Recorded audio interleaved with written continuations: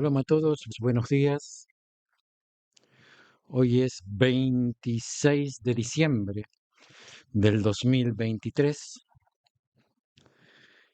Eh, Espero que no me censuren eh, este falso directo. Está grabado un par de horas antes. Por si existe censura, borrar un par de artículos que le puse un poco de sal y pimienta para dar gusto a las noticias que me vienen, que si no son descafeinadas, me las censura. Espero que no suceda y no tener que cortar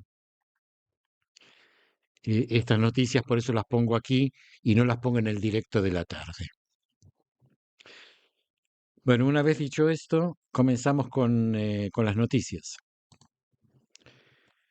En un discurso con motivo de la celebración de Navidad, el Papa Francisco abordó diversos temas globales, incluyendo la situación en Gaza. Durante su mensaje pronunciado en la Plaza de San Pedro, el Papa expresó su esperanza en el cese de la violencia y el odio, y destacó la importancia de resolver la cuestión palestina a través del diálogo honesto entre las partes involucradas. Apoyado por un compromiso político significativo y la cooperación de la comunidad internacional. En un tono de llamado a la paz, el Papa Francisco reflejó su preocupación por los conflictos en el mundo, mencionando en particular la ciudad de Belén, conocida como el lugar del nacimiento del príncipe de la esperanza. Así dijo. En su mensaje subrayó cómo la guerra y los conflictos impiden que la paz encuentre en su lugar en el mundo. Además, en su llamado a la paz, el Papa Francisco incluyó la petición de un alto el fuego y mencionó la importancia de la liberación de las personas secuestradas. Aquí quiero aclarar que en ningún momento se refirió al inicio de la guerra, por qué se inició esto, y jamás condenó el, la masacre, el pogrom, eh, eh, las, las violaciones eh, que han hecho este 7 de octubre. Nunca lo hizo ni lo hizo en este momento. Continuamos. El ministro de Defensa de Israel, Yoav Galant, llevó a cabo hoy una evaluación de la situación en el Comando Norte.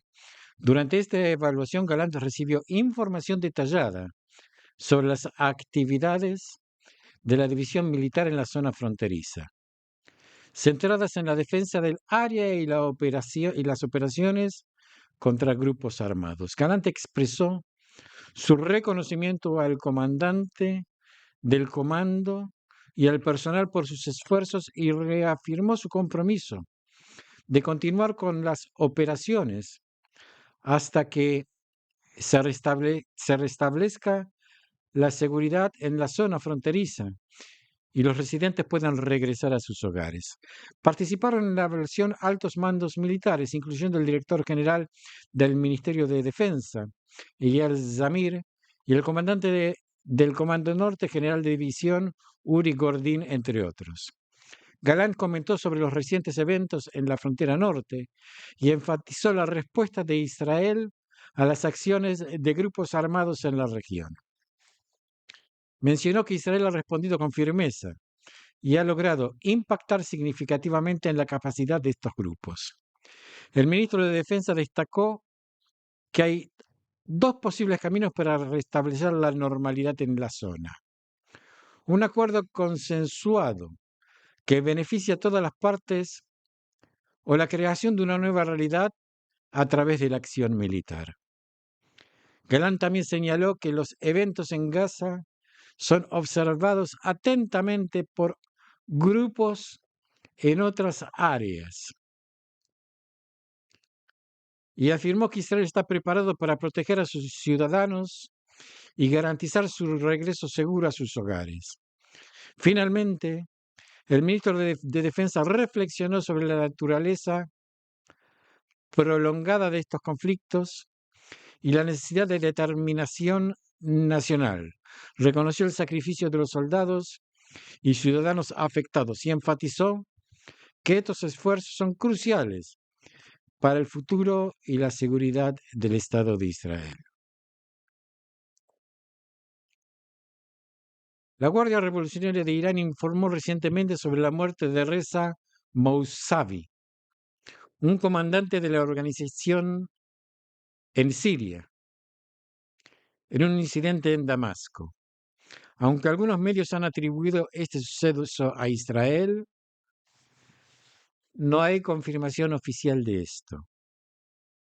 Mousavi, según los informes, estaba involucrado en operaciones logísticas relacionadas con el envío de armas en la región.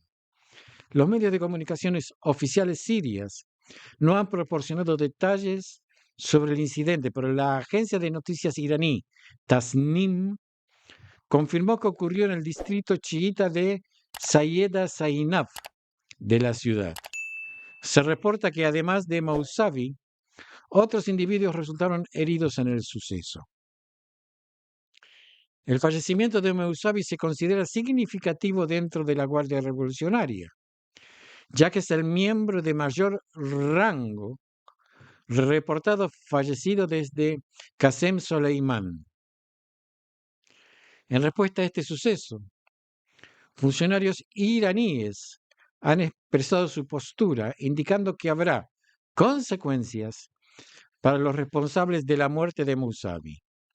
Israel, por su parte, no ha hecho comentarios oficiales sobre los informes, pero se informa que está tomando precauciones ante posibles respuestas de grupos en la frontera norte.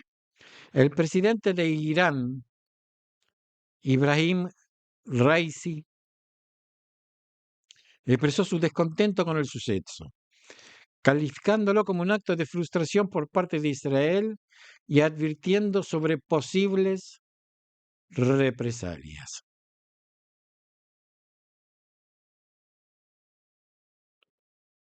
El profesor Hagai Levin, jefe del departamento médico de la sede de las familias de los secuestrados, ha compartido su perspectiva sobre las consecuencias psicológicas del cautiverio de los secuestrados.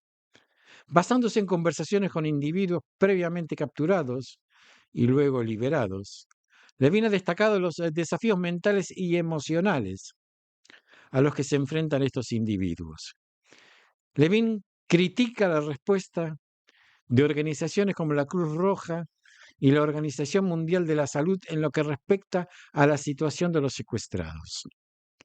Señalan la necesidad de una mayor presión mediática internacional para aumentar la conciencia sobre la condición de los secuestrados y mejorar su atención. El profesor ha recopilado información sobre la salud mental y física de los secuestrados, identificando vulnerabilidad y traumas asociados a su experiencia. En particular, menciona casos de secuestrados que han desarrollado un estado de apatía y desinterés en la vida como resultado de maltratos. Levin también aborda la importancia del apoyo y la rehabilitación para aquellos que han sido liberados, destacando la notable capacidad de recuperación, especialmente entre los más jóvenes. Esto no se olvida nunca. Además, Levin señala las dificultades emocionales experimentadas por los familiares de aquellos que aún están en cautiverio. Subraya la necesidad de una acción urgente para liberar a los secuestrados debido al impacto negativo en su bienestar mental. Y yo creo que todo Israel, desde el 7 de octubre, estamos en trauma. Esto marca, el 7 de octubre marca un antes y un después. En cuanto a la actuación de la Cruz Roja, Levin sugiere que aunque la organización está haciendo algunos esfuerzos, no son suficientes. Esto dice Levin, yo agrego, no está haciendo nada. Ese expresa su decepción por la falta de una narrativa más fuerte sobre la situación de los secuestrados y sus familias. Levin insta a las organizaciones internacionales y a los gobiernos a tomar una postura más activa y a visitar las áreas afectadas para obtener una comprensión directa de la situación.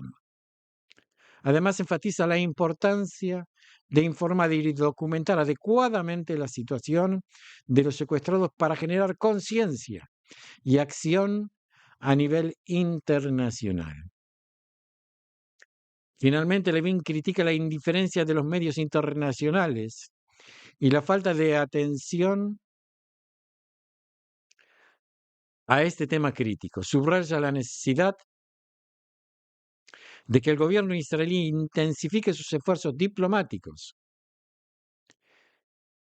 y de sensibilización para asegurar que el tema de los secuestrados no sea olvidado.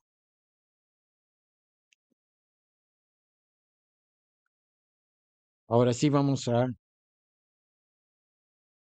información de enseñanza. 10 cosas importantes que debes saber sobre el Islam. El Estado de Israel está rodeado de cientos de millones de musulmanes.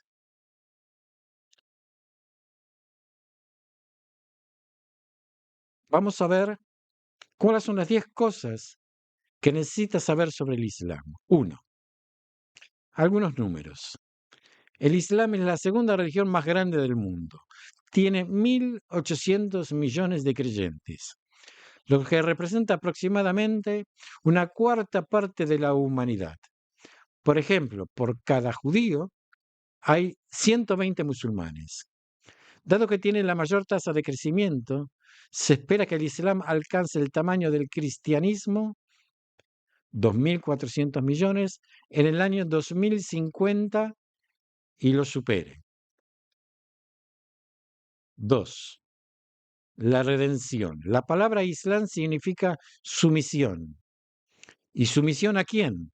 A Dios y las enseñanzas de Mahoma. Los musulmanes tienen 5 mandamientos principales. La creencia de que no hay más Dios que Alá y Mahoma es su mensajero. La oración, la caridad, el ayuno en el mes de Ramadán e ir a la Meca al menos una vez en la vida. Hay 2 fiestas principales en el Islam: Eid al-Fitr, el fin del Ramadán, y Eid al-Adha, la fiesta del sacrificio. ¿Cuándo es sábado? El calendario musulmán está determinado únicamente por el lunar y, a diferencia del judaísmo, no tiene año bisiesto. Esto provoca que cada año se agregue un intervalo de 11 días entre el calendario y las estaciones del año. Y como resultado, las fiestas musulmanas migran. Y puede ocurrir que a veces pueden ocurrir que a veces en verano y otras en invierno caigan las fiestas. El día más sagrado de la semana es el viernes, que está destinado a oraciones masivas en las mezquitas y sermones. Pero no está prohibido realizar manualidades, trabajos manuales. Hoy en día el viernes se acepta como día de reposo civil general en los países musulmanes. Las 2 corrientes principales del Islam son los sunitas, alrededor del 85% de los musulmanes, y los chiitas, alrededor del 15%. La mayoría de ellos se encuentran en Irán y el Líbano. diferían sobre las cuestiones de la identidad del sucesor de Mahoma y sobre algunos puntos de vistas. Cuarto, el profeta nació en la ciudad de la Meca, en Arabia Saudita, en el siglo sexto de la era común. De niño quedó huérfano de sus padres y creció con su tío. A la edad de 25 años se casó con una viuda de 40 años. Eh, una rica comerciante llamada Khadija, y dirigió su negocio.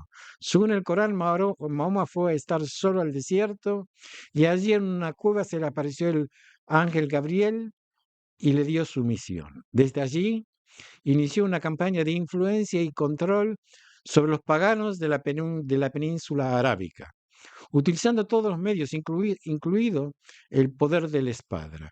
Tras su muerte, la conquista del Islam se expandieron a enormes territorios en África, Asia y Europa.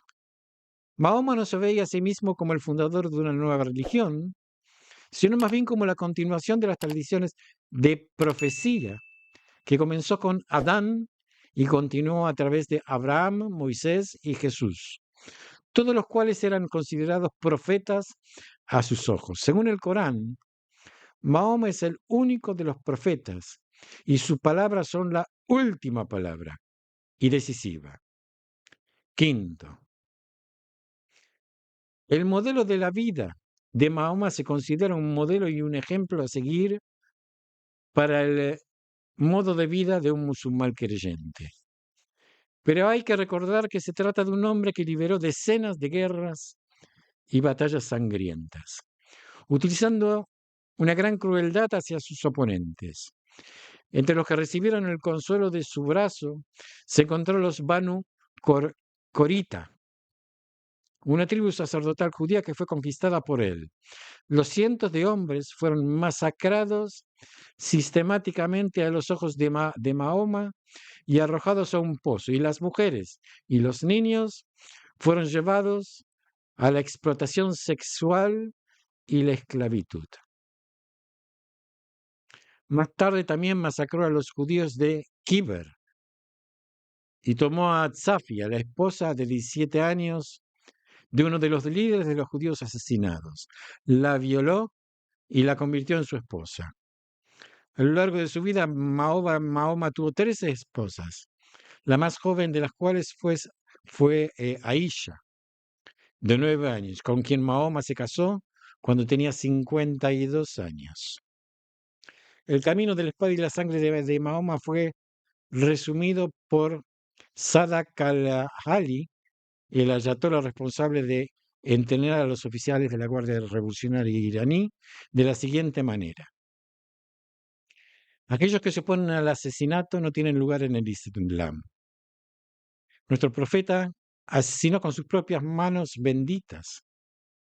Nuestro imán Ali asesinó a más de 700 personas en un día. 6. Desde el punto de vista musulmán, el mundo está dividido en dos: Dar al Islam, cualquier tierra que haya sido conquistada alguna vez por los musulmanes, y Dar al-Harb, la tierra que aún no ha sido conquistada por los musulmanes.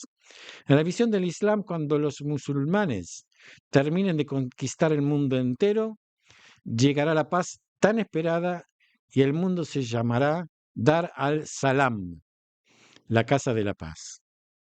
En principio, los judíos tienen la opción de vivir en países islámicos si aceptan las normas y pagan impuestos. En la práctica, este no fue siempre el caso y muchos judíos fueron brutalmente asaltados y asesinados u obligados a convertirse al Islam. 7. A diferencia de la Torá de Israel, que fue escrita por Moisés, de la boca de Dios y entregada a todo Israel en el desierto, en una sola pieza, el Corán no fue escrita por Mahoma, aunque solo fuera porque el hombre no sabía leer ni escribir en absoluto. El Corán contiene una colección de tradiciones que Mahoma transmitió perdón, a su pueblo, escrita después de su muerte y compilada a lo largo de generaciones. Tiene muchos pasajes basados en la Biblia y en eh, los midrashim de los sabios, aunque muchas veces de forma distorsionada y superficial. A diferencia del Tanaj, el Corán no está ordenado cronológico históricamente, sino desde la sura, capítulos, más larga hasta la más corta.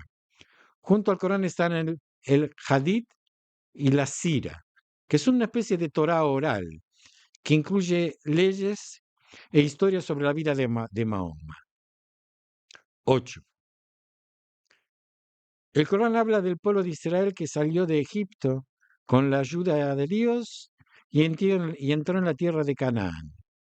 Hay versos explícitos de lo que parece que la tierra fue entregada al pueblo de Israel, pero hoy en día muchos de los jueces islámicos tienen a darle un significado diferente. Jerusalén no se menciona en el Corán ni una sola vez, en comparación con las 669 apariciones en el Tanaj. Lo que se cuenta es sobre un milagroso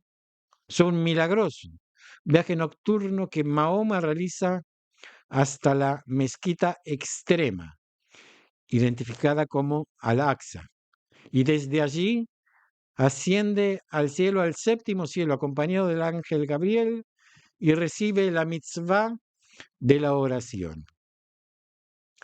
Las dos ciudades más sagradas para el Islam son la Meca, donde se encuentra la Kaaba, un edificio cuadrado negro que fue utilizado por los idólatras, pero que según el Corán fue construido por Abraham e Ismael como lugar de oración, y la ciudad de Medina, de donde Mahoma dirigió su reino y donde también murió y fue enterrado. 9. En la tradición musulmana aparece una historia interesante. Cuando Mahoma ascendió a los cielos en su mencionado viaje, Dios le encargó decirles a los musulmanes que debían rezar 50 oraciones al día. Al bajar se encontró con Moisés, quien le dijo que los judíos debemos rezar solo 3 veces al día. E incluso eso no es suficiente. Por lo tanto, es mejor que regrese y le rogue a Alá que reduzca el número de cargas diarias. Así lo hizo Mahoma y lo redujo a 40. Moshe le dijo, todavía es demasiado, pide menos. Y así bajó a 30 y 20, hasta 5 oraciones por día, y Mahoma dijo, suficiente, no puedo volver atrás y pedir más. La oración musulmana dura entre 5 y 10 minutos. Incluye la recitación de versos del Corán y meditaciones, y no requiere un quórum de 10 fieles, como minyan para los judíos. 10. Los musulmanes se consideran descendientes de Ismael. Es cierto que Abraham se vio obligado a mantener a Ismael alejado de su hogar por orden de Dios. Pero los sabios dicen que al final de sus días, Ismael se arrepintió y en compañía de Abraham, sus 2 hijos lo condujeron juntos. Cuando Ismael le dio a Isaac el derecho de paso y lo reconoció. ¿Hay algún indicio de la esperanza para el día en que prevalezca la paz entre los 2 hijos de Abraham? Es posible. Los acuerdos de Abraham firmados en los últimos años pueden ser el primer trago, pero parece que el camino para llegar hasta ahí aún es largo. Continuamos con las noticias. El portavoz de la Fuerza de Defensa de Israel, el general de brigada Agari, ha expresado su apoyo esta tarde hacia el general de brigada Barak Hiram. Se ha referido a las complejas situaciones y decisiones tomadas en el contexto de los recientes acontecimientos, destacando la profesionalidad y el honor con el que Irán ha dirigido sus operaciones. Agari ha mencionado que el 7 de octubre fue un día de decisiones difíciles, subrayando la importancia de una revisión y análisis posteriores para entender completamente los hechos. Ha enfatizado que el enfoque de estas decisiones siempre ha sido la protección y seguridad de los ciudadanos y ha asegurado que se realizará una investigación exhaustiva para ofrecer transparencia al público. Además, Agari ha destacado la continua labor de las fuerzas de defensa de Israel en la lucha contra infraestructura hostil, con el objetivo de mantener la seguridad y estabilidad en la región. Ha mencionado el compromiso de la Fuerza de Defensa de Israel de actuar donde sea necesario para garantizar la paz y la seguridad. Por último, Agari ha hecho un llamado a la reflexión sobre la situación humanitaria en la región, señalando las dificultades que enfrentan algunos grupos, y ha expresado su preocupación por el bienestar de todos los afectados en el área, independientemente de su origen o afiliación. Recientemente se ha divulgado un informe sobre un caso de salud preocupante entre algunos soldados de la Fuerza de Defensa de Israel. Según este informe, varios soldados han sido afectados por un tipo de hongo poco común que aparentemente no es nativo de Israel. Entre estos, un soldado lamentablemente falleció a pesar de los esfuerzos médicos intensivos. Se ha reportado que 10 soldados adicionales que actualmente reciben tratamiento en diversos hospitales del país, han sido diagnosticados con la misma infección fúngica. Este caso ha generado especial atención debido a la rareza de la infección y su origen no habitual. Los profesionales médicos en el hospital Asuta identificaron dos tipos de hongos en uno de los soldados afectados, cuyas características no coinciden con las comúnmente encontradas en la región. A pesar de la administración y tratamiento avanzados y experimentales, el soldado no sobrevivió.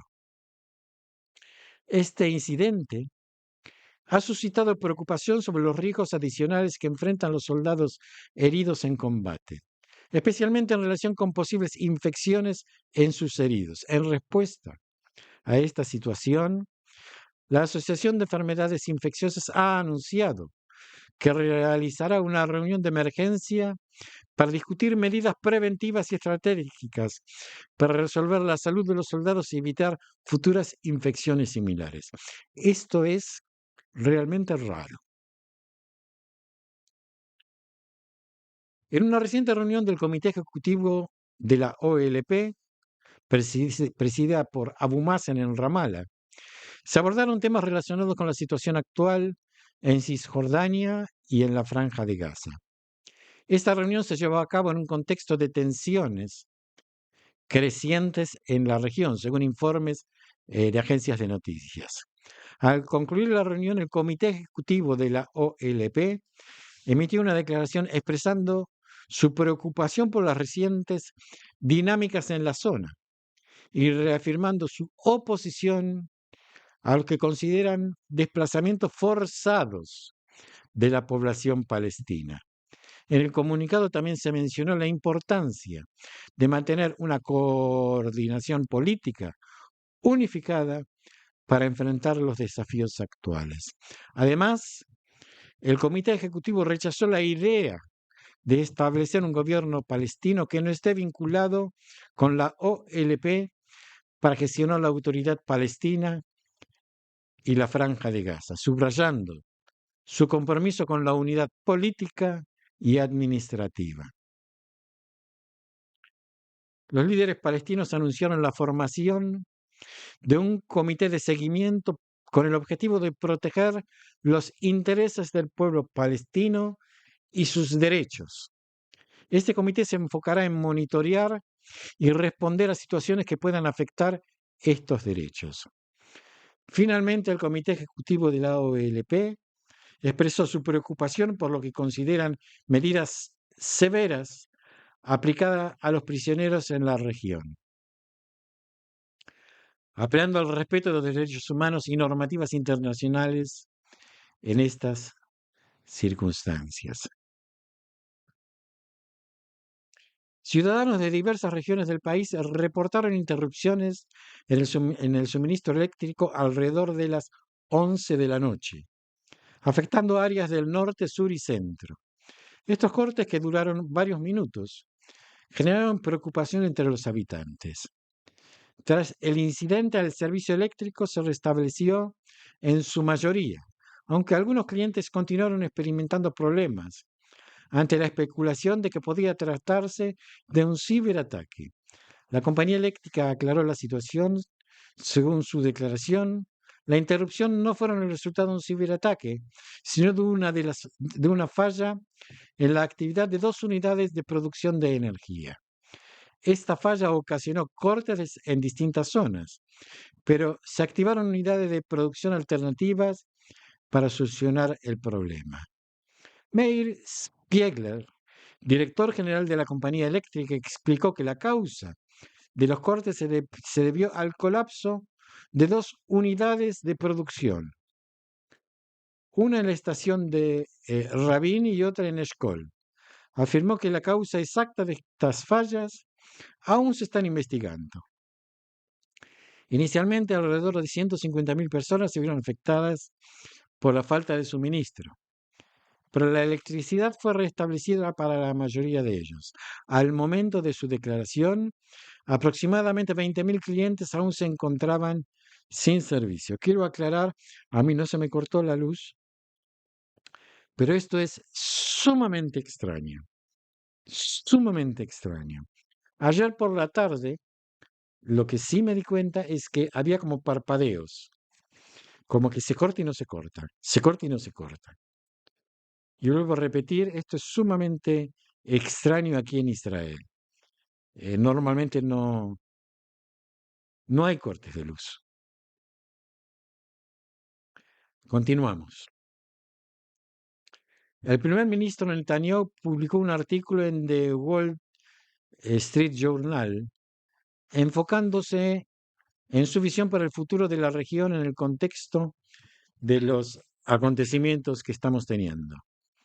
En el artículo, Netanyahu destacó tres condiciones que considera esencial para un cambio positivo en la zona: la desmilitarización de la Franja de Gaza, el cambio en la estructura de ciertos grupos en la región y la promoción de un proceso de pacificación y cambio de perspectiva entre la población. Netanyahu argumentó que es vital para la seguridad de Israel garantizar que Gaza no sea utilizada como base de acciones ofensivas. Propuso la creación de una zona de seguridad y un mecanismo de vigilancia en la frontera entre Gaza y Egipto, con el objetivo de satisfacer las necesidades de seguridad de Israel y prevenir el contrabando de armas. En cuanto a la estructura de ciertos grupos en la región, Netanyahu señaló la necesidad de un cambio, refiriéndose a declaraciones de líderes de estos grupos sobre incidentes pasados. Planteó que es imprescindible abordar esta situación para evitar futuros conflictos. Por último, abordó la cuestión de la pacificación y el cambio de perspectiva, mencionando los acuerdos de Abraham y ejemplos históricos como las sociedades alemanas y japonesas tras la Segunda Guerra Mundial. Netanyahu enfatizó la importancia de un proceso que promueva la paz y el entendimiento mutuo. El primer ministro negó acusaciones de daños excesivos y enfatizó los esfuerzos de Israel para minimizar las víctimas civiles, argumentando que acusaciones injustas no contribuyen a la resolución del conflicto. Concluyó su artículo reiterando la necesidad de una desmilitarización efectiva, un cambio en la estructura de ciertos grupos y un proceso de pacificación para alcanzar una paz duradera en la región. Y para finalizar esta primera edición de la mañana, comentamos, recientemente se llevó a cabo una operación conjunta por varias unidades de la Fuerza de Defensa de Israel en el norte de la Franja de Gaza, específicamente en el hospital de Indonesia. Durante estas operaciones las fuerzas descubrieron materiales y elementos que, según informes, vinculan al hospital con actividades de grupos. No se sabe exactamente a cuál de los grupos en la región. Entre los hallazgos en el recinto del hospital se encontraron una furgoneta blanca de marca Toyota y un vehículo Toyota Corolla con matrículas israelíes que contenían ciertos objetos y evidencias. Estos elementos han generado especulación sobre posibles conexiones del hospital con los recientes eventos ocurridos en la zona. El Hospital Indonesia, inaugurado en el 2015, es conocido por ser el más grande del norte de la Franja de Gaza y se encuentra cerca del barrio de Jabalía.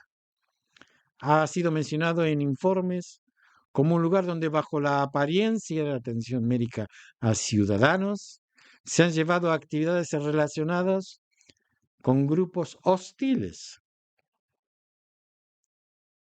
de la región. Según declaraciones de la Fuerza de Defensa de Israel, el hospital ha sido utilizado como punto de reunión y base para miembros de ciertos grupos.